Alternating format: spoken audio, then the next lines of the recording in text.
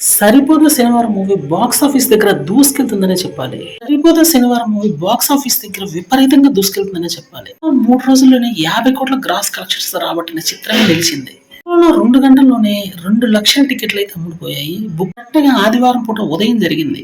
మూవీకి రాను రాను సాలిడ్ కలెక్షన్స్ అయితే వస్తున్నాయని మనం అర్థం చేసుకోవాల్సి ఉంటుంది. ఈ రోజు నుంచి కూడా ఒకే రకమైనటువంటి పర్ఫార్మెన్స్ కన్సిస్టెన్సీ అయితే కరెక్ట్ గా రాబడుతుంది. నాని కెరీర్ లో ఇదొక అదిరిపోయే బ్లాక్ బస్టర్ మూవీ అని ఖచ్చితంగా చెప్పుకోవాల్సి ఉంటుంది. మూవీ తర్వాత అదే రేంజ్ లో వచ్చినటువంటి ఈ మూవీ మాత్రం కలెక్షన్స్ పరంగా బాక్స్ ఆఫీస్ దగ్గర దూకుడు కొనసాగిస్తుంది. ఆ మూవీ ఫస్ట్ పార్ట్ హిందీలో ఎంత బ్లాక్ బస్టర్ అయిందో మనకు తెలియదు కాదు.